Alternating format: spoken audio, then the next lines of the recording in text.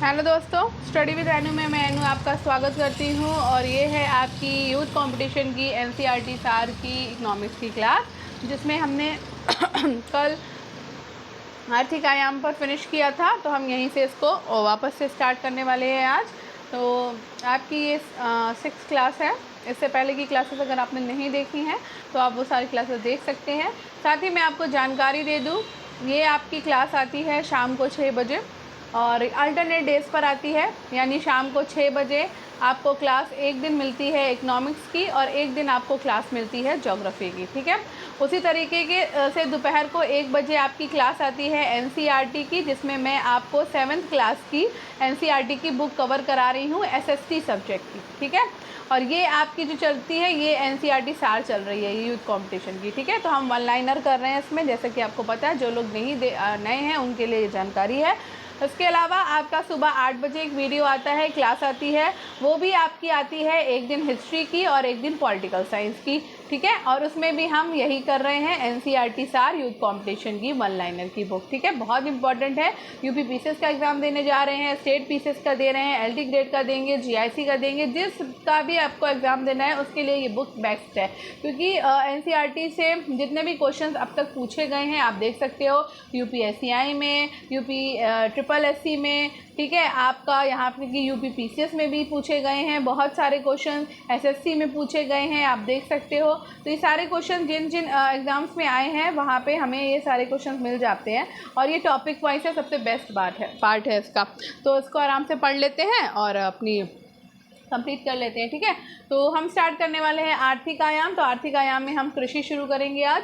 तो चलिए स्टार्ट करते हैं, टाइम वेस्ट नहीं करते हैं। स्टार्ट करने से पहले अगर आप मेरे चैनल यानी स्टडी विद एनू में नए हैं तो स्टडी विद एनू को सब्सक्राइब कर लीजिए। ठीक है, बेल आइकन को प्रेस कर लीजिए, दूसरों के साथ शेयर कर दीजिए, ताकि मेरे द्वारा जितना भी कंटेंट प्रोवाइड कराया जा रहा है वो सारा आप तक पहुँच सके। ठीक है, चलिए स्टार्ट करते हैं।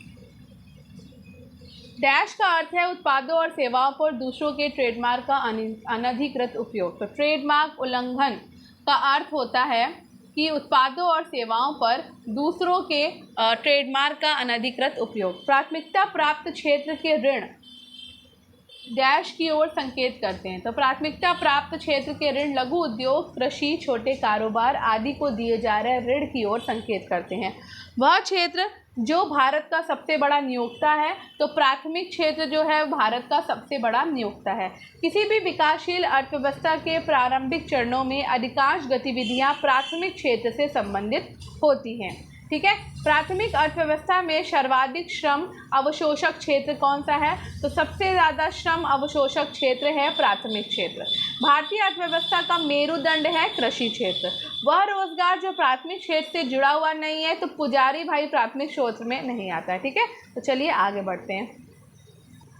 कृषि विपणन की व्यवस्था में सुधार के लिए भारत सरकार के द्वारा अपनाए गए 3 नीतिगत उपाय हैं: न्यूनतम समर्थन मूल्य एमएसपी, बफर स्टॉक का रखरखाव और सार्वजनिक वितरण प्रणाली पीडीएस। भारत में श्वेत क्रांति के जनक के रूप में जाना जाता है डॉक्टर वर्गीस कुरियन को। मशरूम प्रकारों में से एक भारत के कुल उत्पादन में प्रमुख योगदान करता है व्हाइट बटन मशरूम।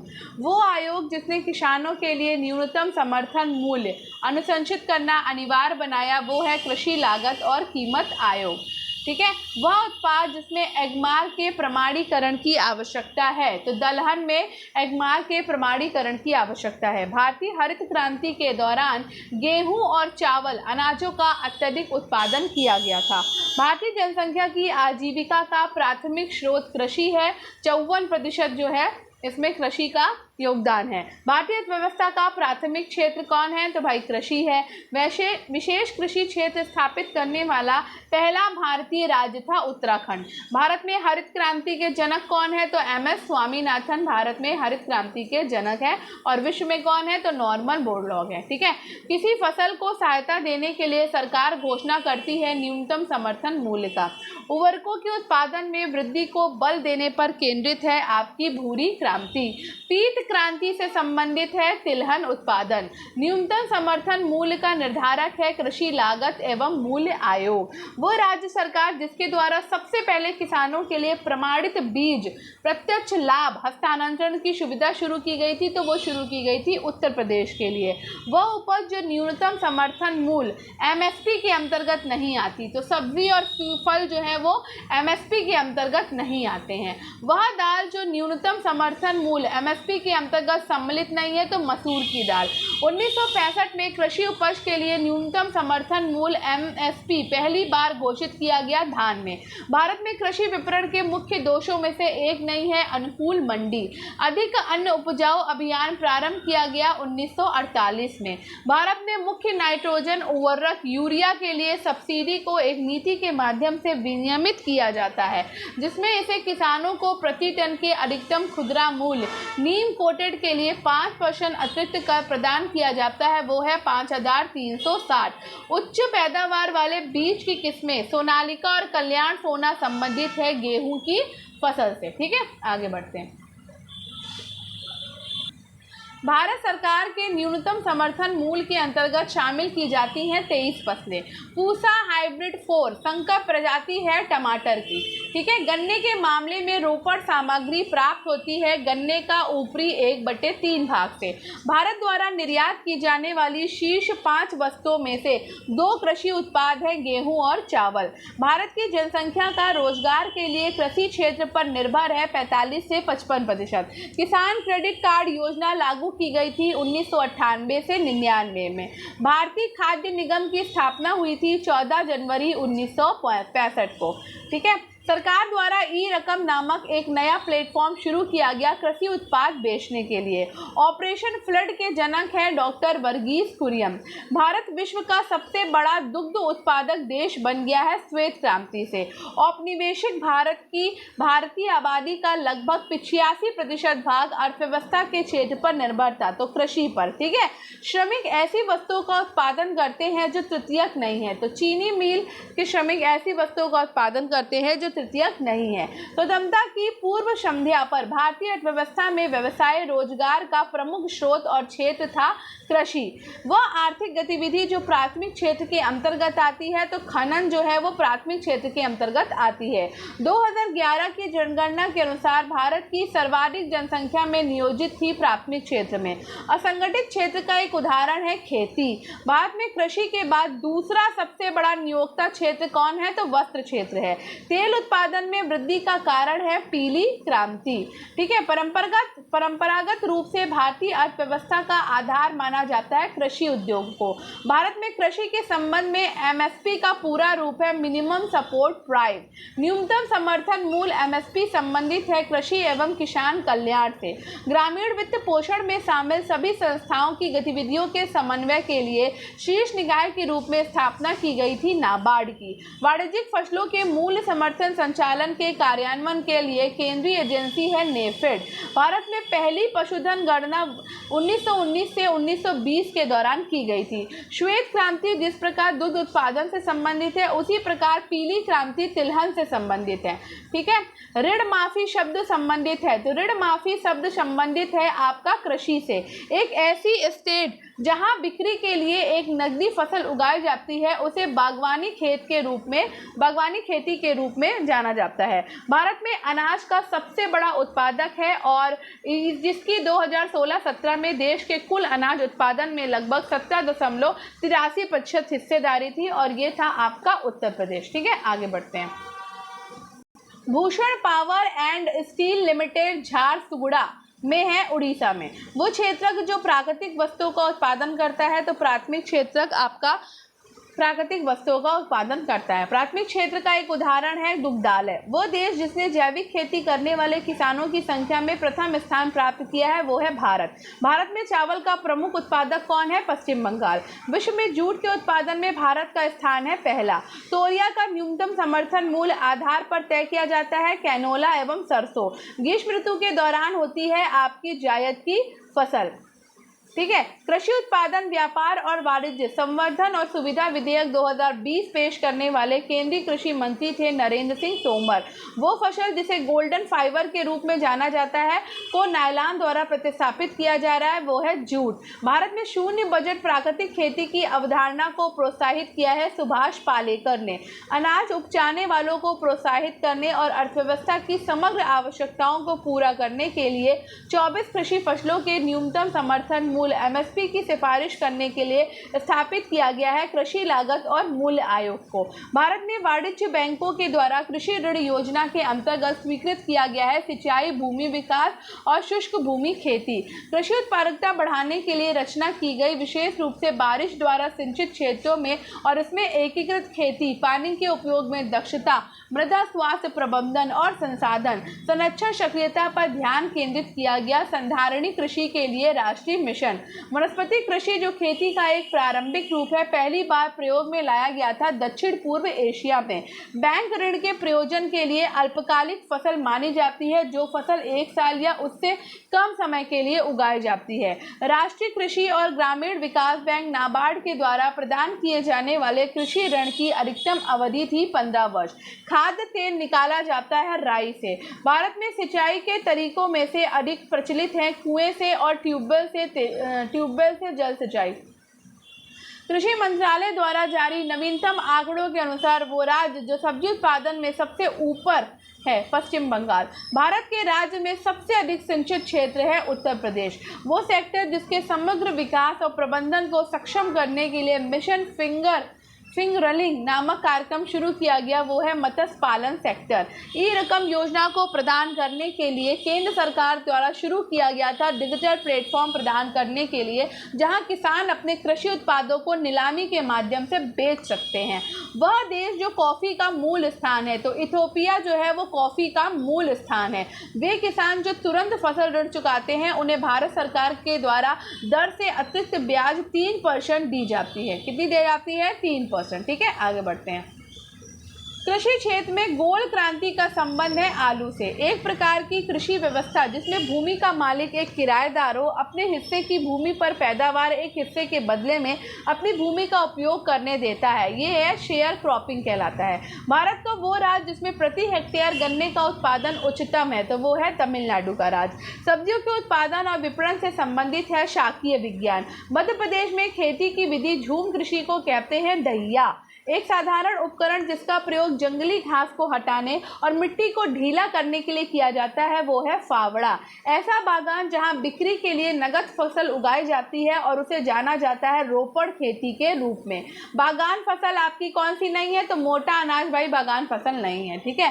तूर दाल को हम अरहर के नाम से भी जानते हैं। भारतीय मृदा में कमी है नाइट्रोजन की। भारत का सबसे बड़ा गन्ना उत्पादक राज्य है आपका उत्तर प्रदेश। ठीक है, उत्तर प्रदेश आपका गन्ना उत्पादक राज्य है। भारत में अत्यधिक नारियल उत्पादन का इलाका करने वाला राज्य है आपका केरल। ठीक है, नारियल सबसे ज़्यादा केरल में होता है।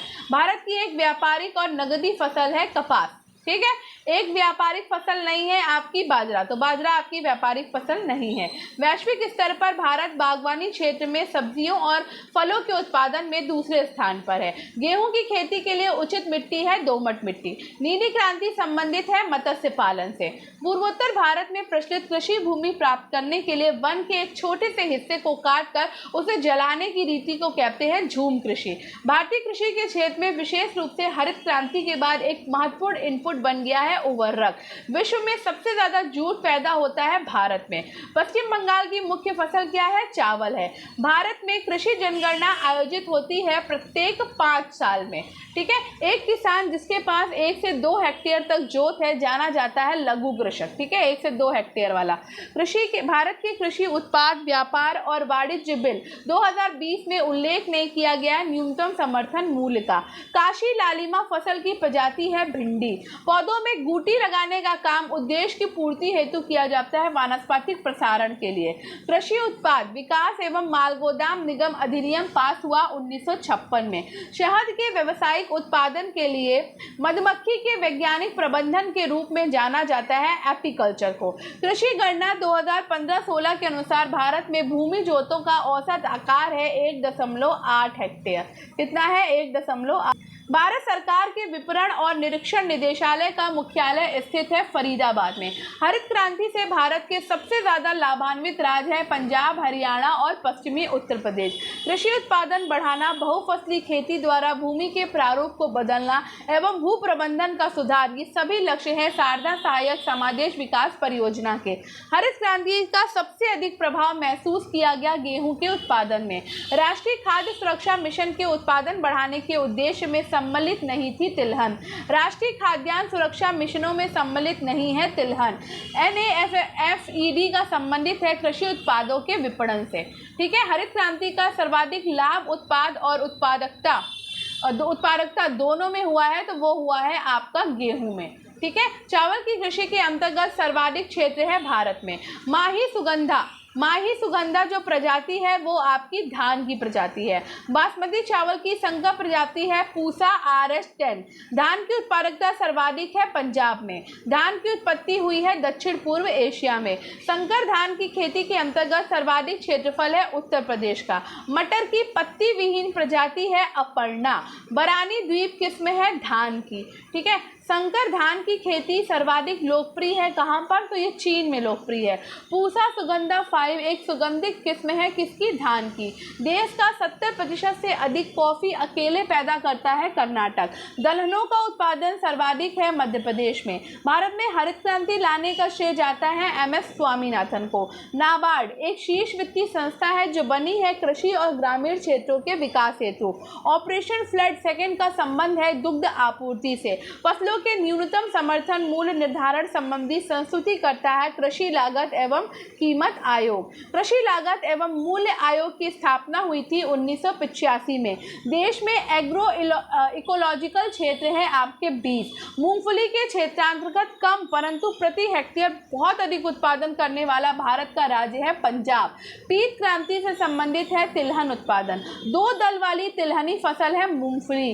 मूंगफली मुख्य फसल है गैम्बिया की। हरित क्रांति नई व्यू रचना का परिणाम थी जो 20वीं सदी में प्रारंभ की गई थी 7वें दशक के दौरान। International crop research institute for semi arid tropics ICRIST स्थित कहाँ पर है, तो ये हैदराबाद में स्थित है। ठीक है, आगे बढ़ते हैं। कृषि तथा संबंधित क्षेत्रों को सर्वाधिक साख प्रदान करता है वाणिज्यिक बैंक। ठीक है, खाद्यान्न उत्पादन में वृद्धि दर ऋणात्मक रही है 2004 से 5 में। आलू में ब्लैक हार्ट का कारक है ऑक्सीजन की कमी। भारत सरकार ने कीमत स्थिरीकरण कोष की स्थापना का निर्णय लिया है कॉफी और चाय उत्पादों के लिए। भारत में सहकारी कृषि के विचार के समर्थक नहीं थे चरण सिंह। रबी फसल है सरसों। ठीक है, पूसा सिंधु गंगा एक प्रजाति है गेहूं की। भारतीय शाक भाजी अनुसंधान संस्थान कहाँ पर है, तो ये है आपका वाराणसी में। ठीक है, गंगा वाराणसी एक प्रजाति है आंवला की। राज 3077 एक प्रजाति है गेहूं की। पड़ी छिड़काव के लिए सबसे प्रचलित उर्वरक है यूरिया। हरी खाद के लिए सबसे उपयुक्त फसल है सनई। कृषि विस्तार का प्रशिक्षण एवं भ्रमण प्रणाली अपनाने वाला प्रथम राज्य था राजस्थान। गेहूं की वो प्रजाति जो प्रेरित उत्परिवर्तन द्वारा विकसित की गई वो है सरबती सोनार। मालवी चमत्कार एक प्रजाति है अरहर की। गेहूं और राई के बीच संकर क्रॉस है टिटिकल। C4 एक पौधा है किसका, मक्का का। दलहनी फसलों का मुख्य उत्पादक तथा उपभोक्ता है भारत। सोयाबीन की खेती का सर्वाधिक क्षेत्रफल है मध्य प्रदेश में। विश्व का चीनी का कटोरा कहा जाता है क्यूबा को। एकमात्र चुकंदर की चीनी तैयार करता है यूक्रेन। आम की किस्म दशहरी इंटू नीलम के क्रॉस से विकसित की गई है आम्रपाली। बहार एक प्रसिद्ध प्रजाति है अरहर की। भारत में सर्वाधिक गन्ना पैदा करने वाला राज्य है उत्तर प्रदेश। दलहनी फसलों में संतुलित खाद का अनुपात NPK है 1:2:2। ठीक है, पूसा बोल्ड एक प्रजाति है किसकी, सरसों की। केले का अधिकतम उत्पादन होता है तमिलनाडु में। भारत में गेहूं उत्पादन में उत्तर प्रदेश का योगदान लगभग है 33%। भारत में फसलों का सर्वाधिक उत्पादन उत्पादक है मध्य प्रदेश। भारत में फसल बीमा योजना का शुभारंभ हुआ 1985 में। निर्यात हेतु आम की पसंदीदा प्रजाति है अल्फ्रांजो। एग्मार्क एक्ट भारत में लागू किया गया 1937 में। राष्ट्रीय विशेष कृषि उपज योजना मुख्य रूप से संबंधित है निर्यात योग्य कृषि उत्पादन से। मूल्य जिस पर सरकार खाद्यान्न का क्रय करती है वो है उपार्जन मूल्य। ठीक है। प्रधानमंत्री द्वारा प्रस्तावित द्वितीय हरित क्रांति में सम्मिलित नहीं है कृषि में विदेशी मुद्रा के सीधे निवेश को प्रोत्साहन। फसल बीमा एक अधिकार में है जनरल इंश्योरेंस कंपनी के। ठीक है, आगे बढ़ते हैं। अधिकांश निर्वाह मूलक कृषि के अंतर्गत पैदा की जाती है मोटे अनाज तथा चावल। सहकारी इकाइयों की दशा में विकास की ऊंची दर प्राप्त होती है चीनी को। भारत में जूट उद्योग प्रमुख केंद्रित है पश्चिम बंगाल में। स्वपरागित फसल में शंकर उगाई जा रही है मटर में। एक खरीफ की फसल है सोयाबीन। देश का पहला बायोडीजल संयंत्र लगाया जा रहा है काकीनाडा आंध्र प्रदेश में। दलहनी फसलों के उत्पादन हेतु आवश्यक तत्व है कोबाल्ट। भारत में कृषि को समझा जाता है जीविकोपार्जन का साधन। विशेष कृषि उपज योजना का संबंध है कृषि पदार्थों के निर्यात के उछाल या थ्रिफ्ट से। भारत में केसर का सबसे बड़ा उत्पादक है कश्मीर। हरित क्रांति की सफलता का सर्वाधिक महत्वपूर्ण कारक है उत्तर उन्नत किस्म के बीज। भारत में 2015-16 में संकार्य चालू जोतों का सबसे बड़ा औसत आकार है नागालैंड में। गत 5 दशकों में भारत की राष्ट्रीय आय में कृषि के योगदान का प्रतिशत धीरे धीरे घटा है। कृषि उत्पादों की मांग पाई जाती है स्थायित्व विहीन। जब कुल उत्पाद स्थिर होता है तो सीमांत उत्पादन होगा शून्य। सब्जी वाली फसलों के लिए उपयुक्त होता है अति अल्पकालीन बाजार। तना रेशों का स्रोत नहीं होता है कपास में। मसालों का बागान कहा जाने वाला राज्य है केरल। भारतीय अर्थव्यवस्था में कृषि का अंशदान घट रहा है वर्तमान में भी। ग्रीन हाउस में सब्जियों की खेती करने का मुख्य उद्देश्य है अन्य ऋतु बेमौसमी में उत्पादन प्राप्त करना। कृषि और मछली पकड़ने की गतिविधियां क्षेत्र से संबंधित है प्राथमिक क्षेत्र से। आर्थिक गतिविधि भारत में अधिकतम लोगों को रोजगार देती है कृषि। यदि चाय की कंपनियां चाय की पत्तियों को चुनने के लिए यंत्रीकृत विधि का उपयोग शुरू कर तब हाथों से चाय की पत्तियां चुनने वालों की मजदूरी कम हो जाएगी।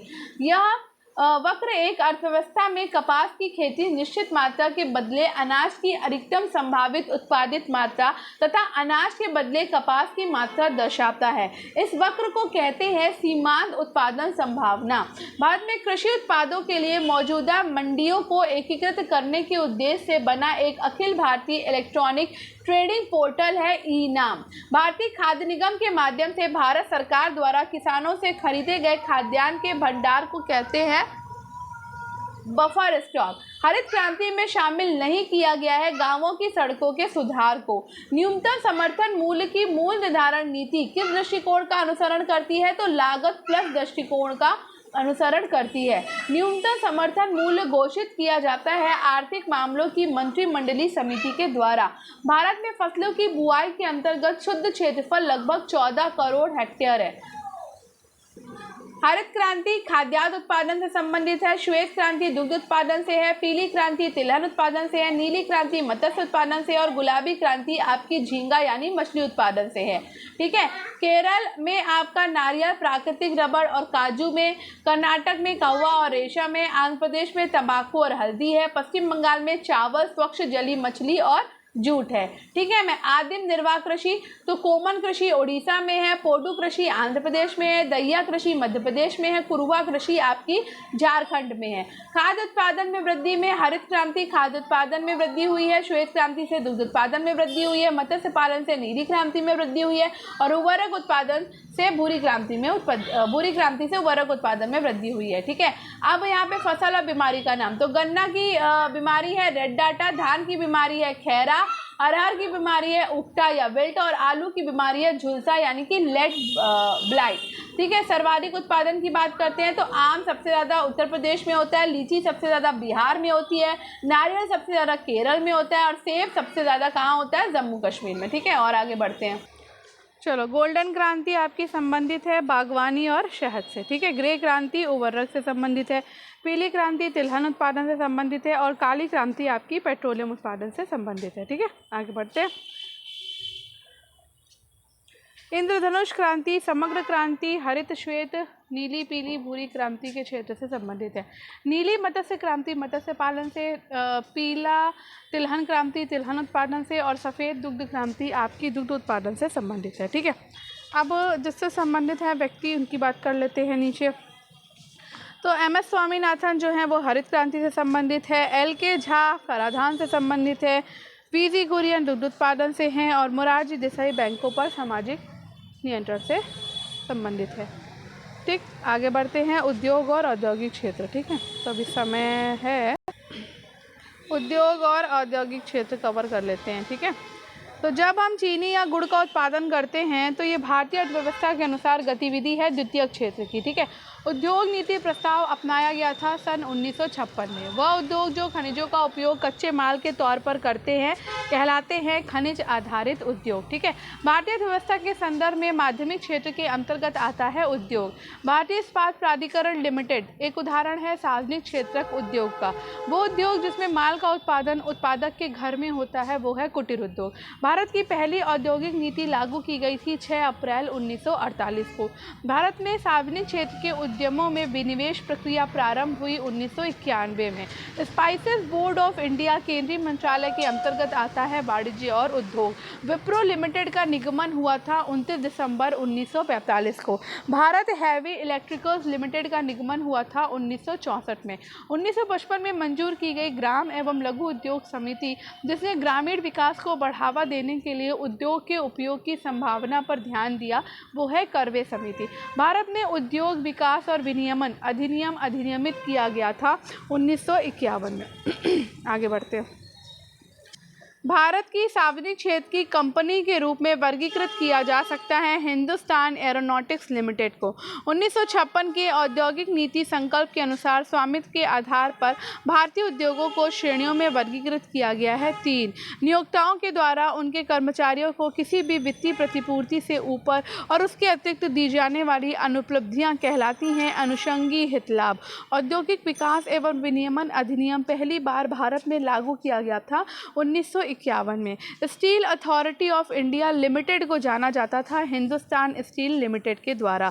लघु उद्योगों के संवर्धन हेतु गठन किया गया था करवे समिति का। Steel authority of India limited का निगमन हुआ था 1973 में।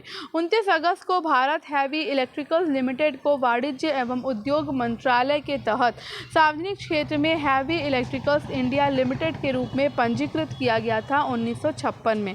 करवे समिति जिसका गठन 1955 में किया गया था ने साथ व्यवहार किया है लघु उद्योगों के।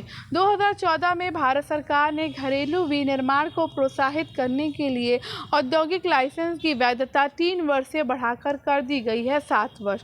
उद्योग जगत को मध्यम एवं दीर्घकालीन वित्त पोषण प्रदान करने हेतु industrial finance corporation of India limited को एक वैधानिक निगम के रूप में स्थापित किया गया था 1948 में। एकाधिकार तथा अवरोधक व्यापारिक व्यवहार अधिनियम पारित किया गया था 1969 में। उद्योग और व्यापार के संबंध में MRTP का पूर्ण रूप है monopolies and restrictive trade practices. 1991 में भारत में औद्योगिक लाइसेंसिंग की समाप्ति के बाद उन कुछ उद्योगों में से एक जिनके लिए औद्योगिक लाइसेंस प्राप्त करना अनिवार्य है वो है शराब। भारत में कॉरपोरेट घरानों द्वारा उपयोग किया जाने वाला वाणिज्यिक पत्र पेश किया गया था 1990 में। ठीक है, किसी फर्म का संपूर्ण राजस्व वर्ग फर्म द्वारा किए गए और फर्म के उत्पादन स्तर के बीच संबंध को दर्शाता है संपूर्ण राजस्व। 1973 के औद्योगिक नीति विवरण के अनुसार निजी क्षेत्र को केवल उससे अधिक की कुल परिसंपत्ति होने के बाद ही अपने उद्योग के लाइसेंस के लिए आवेदन करने की अनुमति दी गई थी 20 करोड़। प्राइस सीलिंग का अर्थ है वस्तुओं और सेवाओं पर ऊपरी कीमत सीमा का अधिरोपण। महारत्न कंपनी है भारत पेट्रोलियम कॉरपोरेशन लिमिटेड।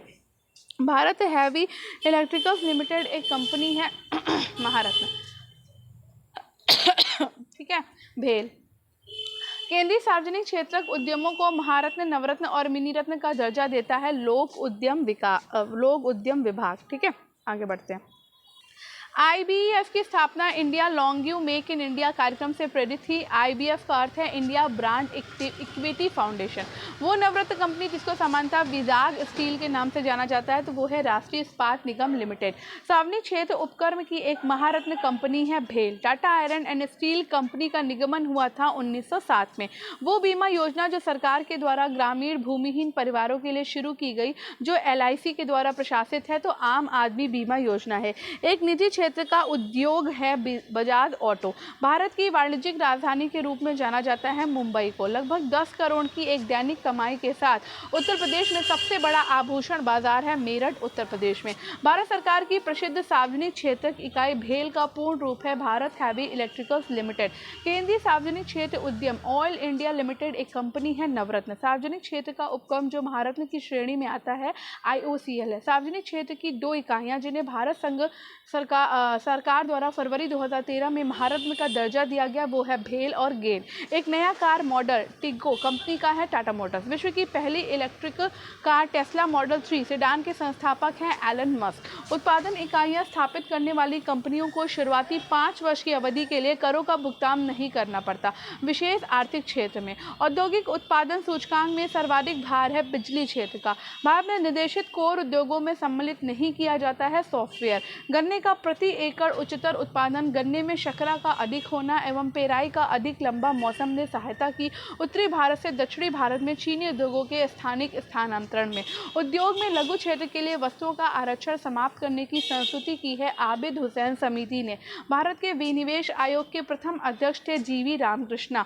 औद्योगिक इकाइयों की समयबद्ध स्थापना एवं संबंधित समस्याओं के निराकरण में सहायता करने के लिए समिति है उद्योग बंधु। अब्रक कच्चे माल के रूप में प्रयुक्त होता है वैद्युत उद्योग में। लघु उद्योगों की समस्या नहीं है हड़ताल एवं तालाबंदी। राष्ट्रीय नवीकरण फंड की स्थापना की गई थी उद्योगों की पुनर्संरचना एवं आधुनिकीकरण हेतु। ठीक है, आगे बढ़ते हैं। एक त्वरित अवस्थापना विकास कोष के अंतर्गत सम्मिलित नहीं है ग्रामीण उद्योग। सार्वजनिक उद्योगों में विनिवेश आरंभ हुआ 1991-92 में। स्वाधीनता भारत की प्रथम औद्योगिक नीति जिस वर्ष घोषित की गई थी वो था 1948। भारत की वर्तमान औद्योगिक नीति अधिक उन्मुख है वैश्वीकरण की ओर। BIFR संबंधित है रुग्ण औद्योगिक इकाइयों के पुनर्निर्माण से। वर्ष 2006 में पारित अधिनियम के अनुसार सूक्ष्म उपक्रमों के लिए निवेश की सीमा है 10 लाख और वर्तमान में 1 करोड़। भारत में उद्यमियों हेतु लाइसेंसिंग प्रणाली का आधार था लघु अधिनियम 1951। भारत में औद्योगिक विकास हेतु संयुक्त क्षेत्र का विचार रखा गया 1956 की औद्योगिक नीति में। वर्ष 1991 की औद्योगिक नीति के अनुसार लाइसेंसिंग के अंतर्गत रखा गया था 18 उद्योगों को। भारत में मुक्त व्यापार क्षेत्रों की स्थापना की गई निर्यात उद्योग की प्रोन्नति के लिए। नवरत्न का विचार संबंधित है सार्वजनिक क्षेत्र के चयनित उद्यम से। नवरत्न में सम्मिलित सार्वजनिक क्षेत्र का उपक्रम है MTNL। विपणन संस्था है सेल। राउरकेला इस्पात संयंत्र की स्थापना हुई थी जर्मनी के सहयोग से। भारतवर्ष में प्रथम बृहद स्तर इस्पात संयंत्र है जमशेदपुर स्थित टिस्को। भारत में मुक्त व्यापार क्षेत्रों की स्थापना की गई है निर्यात उद्योगों के विकास के लिए। एक तृतीय क्रियाकलाप है विपणन। 1903 में भारतवर्ष की प्रथम चीनी मिल स्थापित की गई प्रतापपुर में। उत्तर प्रदेश औद्योगिक विकास निगम स्थापित है कानपुर में। भारत जैसे विकासशील देश के लिए लघु स्तरीय और कुटीर उद्योगों को मुख्यतः प्रोत्साहित करना चाहिए क्योंकि वे अधिक रोजगार के अवसर उत्पन्न करते हैं। सिडबी की स्थापना की गई है लघु स्तरीय उद्योगों को वित्त प्रदान करने हेतु। 1818 में पहला सूती वस्त्र कारखाना शुरू हुआ पश्चिम बंगाल में फोर्ट प्लोस्टर में। विशेष कृषि और ग्राम उद्योग योजना का मुख्य उद्देश्य है कृषि निर्यात का संवर्धन। फूड लूज उद्योग का एक उदाहरण है सॉफ्टवेयर। भारत में प्रथम उद्योग जिसका विकास हुआ वो है कुटीर उद्योग। भारत में सबसे प्राचीन उद्योग है सूती वस्त्र। सहकारिता क्षेत्र में भारत का सबसे बड़ा उर्वरक कारखाना स्थित है फूलपुर, उत्तर प्रदेश में। लघु उद्योगों से संबंधित समितियां, ठीक है, तो कार्वे समिति 1955 में आई, आबिद हुसैन समिति 1995 में आई, नायक समिति 1991 में आई और SS कोहली समिति 2000 में आई। ठीक है, आगे बढ़ते हैं। देश के GDP के घटक है प्राथमिक, द्वितीयक, तृतीयक और विदेशी क्षेत्र के उत्पाद। द्वितीय क्षेत्र में सम्मिलित नहीं है खनन। भारत का पहला रक्षा औद्योगिक पार्क स्थापित किया जाएगा केरल में। इस सेक्टर में शामिल होगा प्राथमिक सामग्री को संसाधित करते हैं और उसे तैयार माल में परिवर्तित करते हैं। द्वितीयक, किसी फर्म के मूल वर्धित की गणना इस प्रकार की जाती है: फर्म के उत्पादन का मूल माइनस फर्म के द्वारा प्रयुक्त मध्यवर्ती वस्तुओं का मूल। किसी अर्थव्यवस्था के तृतीय क्षेत्र का एक घटक है होटल और रेस्टोरेंट। तृतीय क्षेत्र में आर्थिक गतिविधि शामिल नहीं की जा सकती मधुमक्खी पालन। निम्न में स्थिर लागत है मशीनों पर व्यय। सूक्ष्म लघु एवं मध्यम उद्यम विकास अधिनियम MSMED पारित हुआ था 2006 में, और एक नवरत्न कंपनी है इंजीनियर्स इंडिया लिमिटेड। ठीक है, तो यहाँ पे हम आज की अपनी क्लास को वाइंड अप करते हैं। आई होप आपको आज का वीडियो पसंद आया होगा। वीडियो पसंद आया हो तो वीडियो को लाइक कर दीजिएगा, शेयर कर दीजिएगा और स्टडी विद अनु के साथ कनेक्टेड रहिए। ठीक है, और स्टडी विद अनु को सब्सक्राइब कर दीजिए, शेयर कर दीजिए। और अब हम सेवा वाला जो टॉपिक है अपना कल के क्लास में करेंगे। ठीक है, तब तक पढ़ते रहिए। राधे कृष्णा।